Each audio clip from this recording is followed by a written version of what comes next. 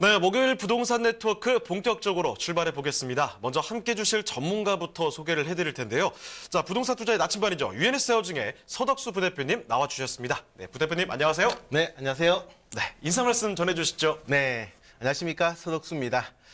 요즘 이제 날씨가 겨울 날씨치고는 꽤 따뜻한데요. 근데 이제 부동산 시장은 여전히 한파가 몰아치는 것 같습니다. 근데 이럴 때일수록 우리가 이제 원래 가지고 있던 시각하고 좀 다른 시각으로 접근을 해본다 그러면 그 방법을 좀 찾아볼 수도 있지 않을까 싶은데요. 그래서 오늘은 제가 부동산 투자의 나침반답게 이런 것들을 찾아낼 수 있도록 열심히 달려보도록 하겠습니다. 네, 여러분이 블루오션이라는 말을 잘 아실 겁니다. 경쟁이 없는 새로운 시장을 창출하려는 이 경영 전략인데 쉽게 말씀드리면 틈새 시장이라고 볼 수가 있겠죠. 부대표님, 부동산 규제 한파에도 이런 좀 틈새 시장이 존재를 한다고 해요? 네, 그렇습니다. 틈새 시장이라고 하면 이제 뭐 말씀하신 대로 이 블루오션이죠.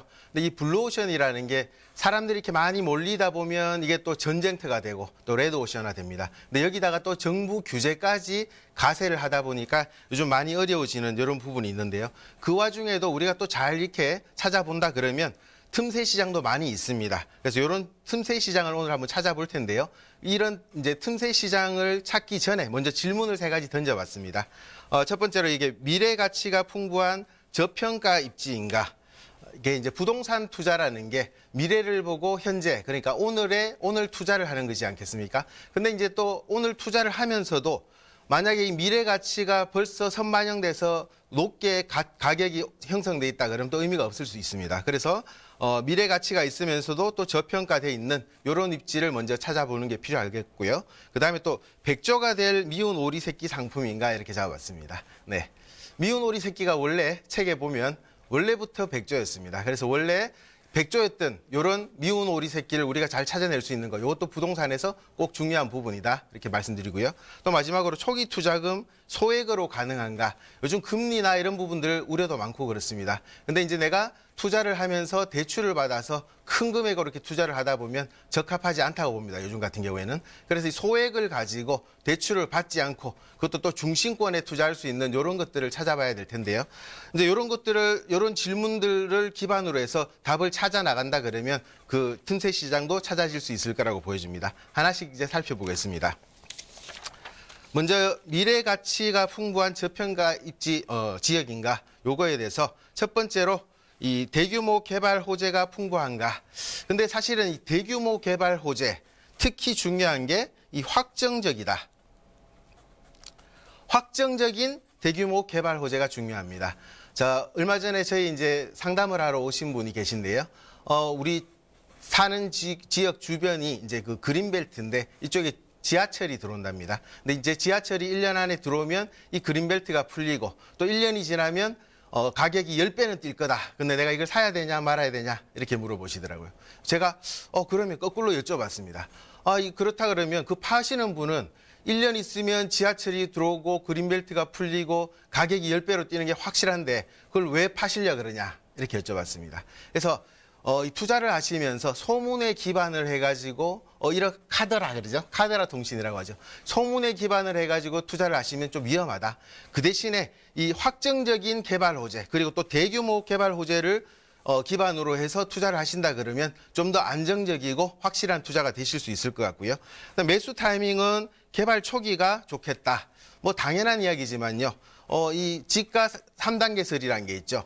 어떤 때 그 가격이 올라갑니까? 이 부동산이란 것은 개발 계획이 확정적으로 발표가 됐을 때, 그다음에 두 번째로는 이 착공에 들어갔을 때, 그다음에 완공이 됐을 때입니다. 그러면 이 중에서 어떤 때가 그럼 제일 좋을까요?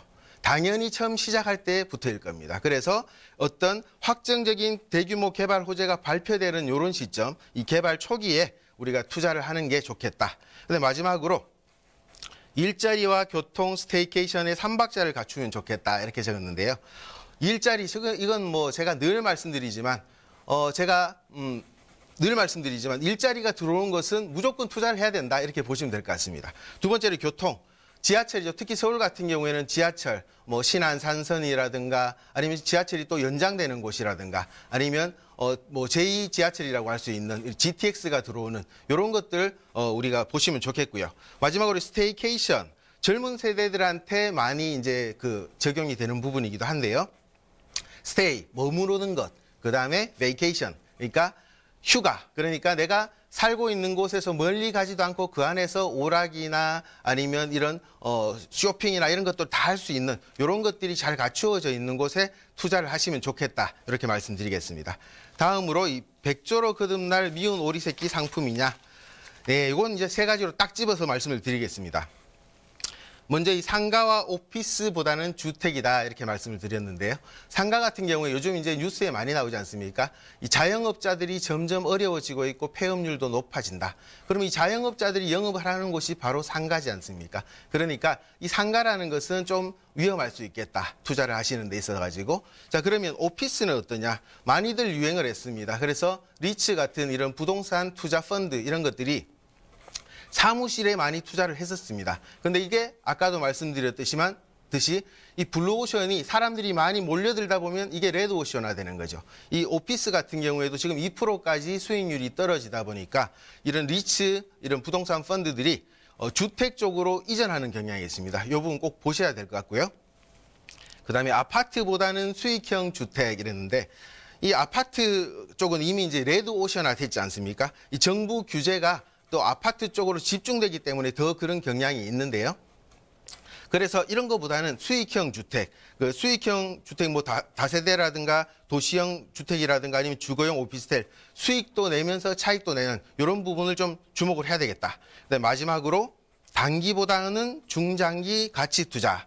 예전에는 이게 부동산 투자라고 하면 6개월, 1년 단위로 우리 투자를 해서 이 차익을 얻는 이런 쪽에 많이 집중을 하셨다면 이제는 이제 그런 게 가능하지가 않습니다. 그래서 이제 앞으로는 이 주택임대사업자를 활용을 해서 4년, 5년, 8년까지 이렇게 보시고 준공공 임대를 하셔가지고요.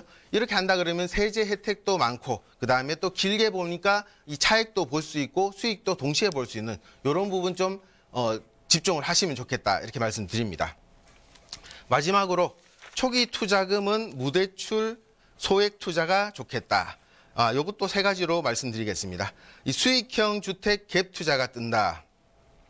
예전에 우리가 이제 갭 투자다 그러면 아파트 갭 투자, 이건 이제 차익형이었죠. 이쪽에 많이 집중을 했는데 이건 아까 말씀드렸듯이 지금 사실 너무 레드오션화 돼 있는 거죠. 반면에 이제 수익형 부동산 같은 경우에는 이게 다 이제 다세대 주택이나 오피스텔이나 뭐 도시형 생활주택이나 이런 것들이 다 월세를 받기 위해서 투자하시는 분들이 많습니다. 그러다 보니까 전세가 아예 시장에 나가보면 없습니다. 그래서 당연히 전세가가 계속 올라가는 이런 경향을 보이기 때문에 수익형 주택으로 갭 투자하는 부분 꼭 한번 관심을 가져보시길 바라고요. 그다음에 중심권일수록 투자 금액이 작다 이렇게 말씀을 드렸는데 우리가 소액을 가지고 투자를 하려고 이제 마음을 먹다 보면 사람들이 자꾸 바깥쪽으로 나갑니다. 근데 바깥쪽으로 나가다 보면 또 공실 걱정도 크고 문제가 많은 거죠. 하지만 오히려 이제 중심권 같은 경우에는 이 그 전세가율이 매우 높습니다. 그래서 오히려 중심권일수록 소액 투자가 가능하니까 이 부분 꼭 관심을 가지시기 바라고요. 마지막으로 수익과 차익 두 마리 토끼를 잡는다 이렇게 말씀을 드렸는데 우선 이제 수익형 부동산 같은 경우에도 전세를 안고 투자를 하면 이제 주택임대사업자를 해서 길게는 이렇게 8년, 10년까지 쭉 가져갑니다. 하지만 이런 주택임대사업을 하시는 이 중심권 같은 경우에는 개발 호재들이 많이 있고 또 앞으로 서울시 2030 계획에 의해서 발전해 나가는 이런 지역이기 때문에 투자를 하신다 그러면 가치 투자를 하신다 그러면 수익과 차익을 동시에 볼 수 있는 두 마리 토끼를 잡을 수 있다. 이렇게 정리를 하겠습니다.